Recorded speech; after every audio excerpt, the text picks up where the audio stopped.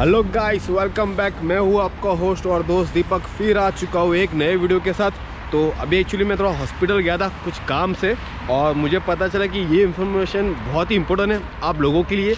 और जो भी क्रोएशिया आने के लिए प्लान कर रहा है तो उनको पता होना चाहिए कि यहाँ का हेल्थ सिस्टम कैसे चलता है। और जो यहाँ पे है उनको, मुझे पता है उनको नहीं पता होगा ये चीज़, क्योंकि कुछ लोग को पता होगा, कुछ लोग को नहीं पता होगा ये चीज़। तो उनको भी जानना ज़रूरी है कि यहाँ का हेल्थ सिस्टम कैसे काम करता है। तो ये जब एक्सपीरियंस होता है तब पता चलता है, उसके पहले पता नहीं चलता है। तो हमने एक्सपीरियंस कर लिया, पूरा ज्ञान ले लिया हमने, क्योंकि हमने पूरा डिटेल में ये चीज़ किया है तो पता चल गया। तो मैंने सोचा कि ये इन्फॉर्मेशन हम आपके साथ शेयर करेंगे कि यहाँ का हेल्थ सिस्टम कैसे चलता है। अगर आपको कुछ होता है, आपका एक्सीडेंट होता है, आप बीमार पड़ते हो, तो कैसे क्या करना है प्रोसेस वो पता चलेगा।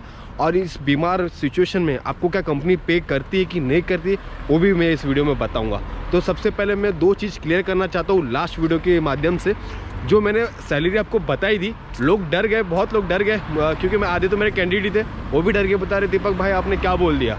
मैंने कुछ गलत नहीं बोला है। जो स्टार्टिंग में आता है वो 70 से 90 ही बना पाता है, क्योंकि उनके लिए सब कुछ नया होता है, लैंग्वेज इशू होता है, लोकेशन इशू होता है, बहुत कुछ होता है। पर जैसे ही पुराने हो जाएंगे, ऑब्वियसली यहाँ पे जो रहते रहेंगे 2-3 साल से, वो लोग ऑब्वियसली 1 लाख से क्या 2-3 लाख बनाते रहेंगे।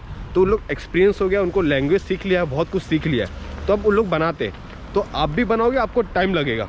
दूसरा एज का इशू है। मैं हमेशा बोलता हूँ कि हम 22 से लेकर 32 तक ही हायर करेंगे, क्योंकि एज में इशू होता है। जैसे कि हमारे एक भाई है जिग्नेश भाई, उनसे मैं आपको मिलाता हूँ। उनकी एज 40 है और उनको हेल्थ इशू हो रहा है। तो जिग्नेश भाई आप क्या बोलना चाहोगे एज के हिसाब से? यहाँ पे आने की सही एज है 25 से पकड़ के 30-32 तक ठीक है। अदरवाइज़ तो अगर ठंडा माहौल, बहुत ठंडा माहौल है और इसमें सर्वाइव करना बहुत डिफिकल्ट हो जाता है, और ख़ास करके जो बड़ी उम्र वाले हैं उनके लिए। तो मेक श्योर कि आप हेल्थ फिट होने चाहिए, या तो फिर अपना बैकअप करके आओ, क्योंकि यहाँ पे एज इशू बहुत होता है। जैसे कि जिग्नेश भाई 40 के हैं, तो उनको भी ब्रीथिंग इशू होता है, क्योंकि यहाँ पे ठंडी बहुत है, तो उनके हिसाब से ये उनको बहुत इशू हो रहा है। तो इसलिए मैं प्रेफर करता हूँ कि जो 22 से लेके 32 तक हो तो ही हम हायर करेंगे, उसके आगे की एज को हम हायर नहीं करेंगे। क्योंकि मैं नहीं चाहता कि आप पूरे टाइम पैसे मेडिकल में डालो, क्योंकि जिनको नॉलेज नहीं होगा, जिनका अभी तक TRC नहीं आएगा, OIB क्रिएट नहीं होगा, तो फिर बहुत सारी दिक्कत होगी। तो चलिए हम बात करते हैं यहाँ का हेल्थ इंश्योरेंस कैसे काम करता है। तो पहले मुझे जितना पता था, मैंने सोचा कि जिसके साथ हुआ है उससे ही मैं बताऊँ कि तू ही बता कैसा है। तो विकास का हुआ है। विकास 1 महीने से बेड रेस्ट पे था, आज उसका सब क्लियर हो गया। तो विकास से हम पूछते कि भाई तुम अपना एक्सपीरियंस बताओ, क्योंकि मेरे साथ ही रहता है और मुझे पता था कि सिस्टम क्या है। पर मैं चाहता हूँ कि वो अपने मुँह से ही बोले, बेटर रहेगा, क्योंकि फिजिकली वो खुद बहुत जगह पे गया जिसमें मैं उसके साथ नहीं था। तो भाई तू बता रहा, यहाँ पे अगर आप बीमार पड़ते हो, एक्सीडेंट होता है, तो क्या प्रोसेस है, कैसा होता है स्टार्ट से लेके एंड तक, इंश्योरेंस से लेके सब कुछ बताओ। Okay, let me start from. Okay, so 4 तारीख को मेरा एक्सीडेंट हुआ, ठीक है। नहीं, उसके पहले हम इंश्योरेंस की बात करके कौन सा इंश्योरेंस हमें यहाँ से मिलता है और एक अपनी तरफ से क्या है। जब भी जॉब लगता है, company is authorize to give you insurance, यहाँ का गवर्नमेंट का ऐसा कुछ कार्ड आता है। ठीक है, ये यहाँ का गवर्नमेंट का कार्ड है, ये बेसिक हेल्थ इंश्योरेंस है आपका। उसके बाद जब भी हम बैंक अकाउंट खोलते हैं, आपको एक प्राइवेट इंश्योरेंस लेना पड़ता है। It's very compulsory. सजेशन है, पर्सनल सजेशन आप ले लो, बिकॉज पर मंथ 30 गुना, यानी कि पर मंथ 300 रुपये कटता है। बहुत हेल्पफुल है, क्योंकि ये इंश्योरेंस जो है, पर्सनल इंश्योरेंस है अलायंस का, ये आपको बहुत सारी चीज़ें कवर करता है जो आपकी यहाँ का बेसिक इंश्योरेंस कवर नहीं कर पाता है। तो मेरे एक्सपीरियंस से आप जब जाओ, पहले आओ तो आप बेसिक इंश्योरेंस के साथ प्लस प्राइवेट इंश्योरेंस भी ले। अब बताओ क्या हुआ था। उसके बाद मेरा एक्सीडेंट हुआ, मुझे हॉस्पिटल लेके गए। हॉस्पिटल में मेरा पूरा एक्सरे निकाला, बोन टूटा नहीं था, खाली स्वॉलन था, बहुत बड़ा स्वॉलन था। प्लास्टर लगा, मेरा TRC मांगा और ये कार्ड मांगा और ये कार्ड मांगा, दोनों इंश्योरेंस मांगा। तो मेरा वहाँ पे 1 भी रुपया में चार्ज नहीं किया, ठीक है, एकदम फ्री ऑफ कॉस्ट। ठीक है। उसके बाद दूसरा विजिट था मेरा हॉस्पिटल में। उन्होंने मुझे NOC दे दिया कि now you can take over to your family doctor. But मैंने उनको बोला कि मेरे पास फैमिली डॉक्टर नहीं है। ये सबसे बड़ा टास्क है गाइस, फैमिली डॉक्टर ढूंढना। यहाँ पे फैमिली डॉक्टर जल्दी मिलता ही नहीं है। क्रोएशिया में फैमिली डॉक्टर मिलना तुमको मतलब इम्पॉसिबल, जान पे आना।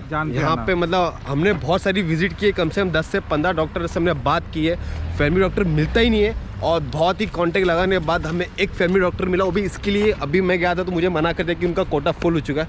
आगे बताओ। तो कोई भी डॉक्टर आप ऐसा अपॉइंटमेंट नहीं ले सकते। यहाँ पे डॉक्टर्स का कोटा होता है। जैसा कि मैं डॉक्टर हूँ समझो बाई चांस, तो मेरे पास 350 कोटा रहता है। अभी 350 से ज़्यादा मैं पेशेंट नहीं ले सकता, यहाँ का रूल है। उसके बाद मैं एक हफ्ता पूरा जागरे भी ढूंढा, मिला नहीं मुझे। लग बाई चांस मुझे एक प्राप्चे में मिला, एक फ्रेंड मिला, तो उन्होंने बोला कि आप यहाँ पे ट्राई करो, तो हम प्राप्चे गए हॉस्पिटल में और फिर अपना केस वहाँ पे लॉगिन किया। फिर केस लॉगिन हुआ तो उसने मेरा सिक लीव ओपन किया। तो सिक लीव ओपन किया तो उन्होंने मेरे को बोला आपको पहला यूरिसिवा जाना है hospital. It's not hospital, it's a health insurance. Okay, sorry. So हुजो वो यूरिसिवा में आता है, सेंटर में आता है। सेंटर में आता है। यूरिसिवा एक स्ट्रीट का नाम है, वहाँ पे फेमस है। आप जब गूगल करोगे HZZO तो आपको मिल जाएगा। तो वो एक इंश्योरेंस कंपनी है। वहाँ पे गया मैं, डॉक्टर्स का लिस्ट लिया कि कौन से डॉक्टर के पास कोटा है। तो मेरे को डॉक्टर मिले। उसके बाद मैं हेल्थ इंश्योरेंस वापस गया, उन्होंने मेरा पेपर तैयार किया। उसके बाद मैं कंपनी गया, कंपनी से एक पेपर आता है कि तुम्हारा एक्सीडेंट हुआ है और तुम पेपर के लिए अप्लाई कर रहे हो। ठीक है। तो वो पेपर सब सबमिट करना पड़ता है यूरिसिवा में। उसके बाद सारा आपका डॉक्यूमेंट बनता है और आपका एक ये फ्री ऑफ कॉस्ट है। आपका क्या बोलते हैं, लॉयर अपॉइंट होता है। ठीक है। लॉयर पूरा सिस्टम में ओपन करता है, आपका इन्वेस्टिगेशन होता है कि आपका एक्सीडेंट हुआ था कि नहीं। पुलिस का NOC सब मांगते हैं। सब डॉक्यूमेंट प्रॉपर चेक होता है कि लीगली हुआ है क्या, जानबूझ के हुआ, पूरा प्रॉपर चेक होता है। ये चेक होने में आपको 15 दिन निकल जाता है आराम से। तो डॉक्टर ऑलरेडी आपका सिक लीव चालू करके रख दिया है, तो आपको टेंशन नहीं है, आपको सैलरी मिलेगी इसकी।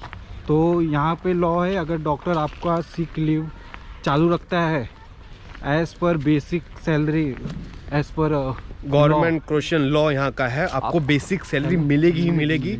आपको बहुत लोग मना कर देंगे, तो आप याद रखना आपको मिलती है यहाँ बेसिक सैलरी, पर उसके लिए आपको फैमिली डॉक्टर होना जरूरी है जो सिक लीव ओपन करे। आपने कुछ नहीं किया, 2 गोली खा ली और बेड पे सोए पड़े 2 महीने से, कुछ तो नहीं इससे कुछ नहीं होगा, उससे कोई आपको पे नहीं करेगा। मुझे किसी ने गाइड नहीं किया था, मैं खुद किया। इसलिए मिला कि तुम ही खुद बता दो यार, मेरे को थोड़ा पता है, मेरा तू खुद बता दे, तेरे को पूरा पर्सनली पता है। आज मैं वापस डॉक्टर का अपॉइंटमेंट मिला, उन्होंने मेरा केस क्लोज किया। अभी मैं कंपनी में जा रहा हूँ, वो सिक लीव फॉर्म सबमिट करूँगा, उसके बाद मुझे सैलरी मिलेगी। तो ये पूरा प्रोसेस है। आपको समझा कि नहीं समझा मुझे पता नहीं, बेसिक आपको मैं वापस एक शॉर्ट में बता देता हूँ। अगर आपको कुछ होता है तो आपको एक फैमिली डॉक्टर ढूंढना पड़ेगा। फैमिली डॉक्टर आपका सिक लीव ओपन करेगा, उसके बाद जो भी आपका ट्रीटमेंट है सब होगा। अगर आप काम नहीं कर सकते तो वो टाइम पर आप काम नहीं करोगे, बिकॉज आप बीमार हो या आपका एक्सीडेंट हुआ है या बेड रेस्ट कर रहे हो। जैसे ही आप वापस आपको डॉक्टर बुलाएगा, चेक करेगा, वो बोलेगा आप ठीक नहीं हो तो कंटिन्यू चलता रहेगा। जैसे आप सही हो जाओगे, जैसे ये सही हो गया तो डॉक्टर आपको एक फाइनल एक सिक लीव क्लोज कर देगा। मतलब आज से लेके ये इसका 1 महीना का गैप था, पूरा 1 महीना बेड रेस्ट पे था, तो 1 महीने का पूरा पैसा कंपनी देगी इसको। ठीक है, नहीं देगी तो आप लीगल एक्शन ले सकते हो ये चीज़ को लेके। तो अब आज इसका क्लोज होगा, अब ये कल से काम कर सकता है। अब कल से ये 10 दिन घर पे बैठेगा तो उसका पे कंपनी नहीं देगी। तो ये यहाँ का बेसिक चीज़ है। जो भी यहाँ पे आना चाहते हो और आ चुके हो, मुझे पता है आधे लोग को नहीं पता होगा, कोई कंपनी बताएगा ही नहीं, कोई कंपनी नहीं बताएगा, कोई कंपनी नहीं बताएगा। हर किसी को अपना पैसा बचाना है, क्योंकि पहला जो सीख रहा होता है, पहला जो टर्म होता है ना, जो 15 दिन का से 1 महीने का, वो कंपनी पे करती है, सेकंड गवर्नमेंट पे करती है। और कंपनी नहीं चाहेगी कि उनकी जेब से वो पैसा पे करे, ऑब्वियसली कोई नहीं चाहेगा। आपका सिक लीव चालू है, समझो 6 महीना भी आपका सिक लीव चालू है तो भी कंपनी ही पे करेगी पैसा। 6 महीना जब तक आपका डॉक्टर सिक लीव क्लोज नहीं करेगा तब तक आपको पैसा मिलेगा, इतना याद रखिए। ये बहुत इंपॉर्टेंट इन्फॉर्मेशन है गाइस, दिमाग में रखना, ध्यान से सुनना, आधा देख के बंद मत कर देना कि सिर्फ जॉब मत करो, थोड़ा हेल्थ के बारे में भी देखो कि हेल्थ भी बहुत इंपॉर्टेंट है और स्टेप टू स्टेप होता है, थोड़ा ध्यान देना। और आपको ये चीज़ को लेके डाउट हो तो आप मुझे इंस्टाग्राम फेसबुक को मैसेज कर देना। तो अभी हम ऑफिस जा रहे हैं, ऑफिस जाने के बाद इसका आज पेपर सब सबमिट करेंगे और फिर ये कल से काम कर सकता है। तो ये इन्फॉर्मेशन थी जो मुझे आपको देनी थी। आई होप आपको समझ आ रहेगा, नहीं समझ आया तो वापस वीडियो देखना ध्यान से, स्लोली। ऐसा नहीं कि मैंने एकदम फटाफट बोल दिया आपको समझ नहीं आया, इसलिए मैंने बोला कि तू खुद बोल तो अब तुझे समझ आएगा। तो आप लोग को आई होप समझ आ रहेगा। तो मिलते हैं गाइस नेक्स्ट वीडियो में, तब तक आप घर पे रहना, सेफ रहना और दुआ में याद रखना।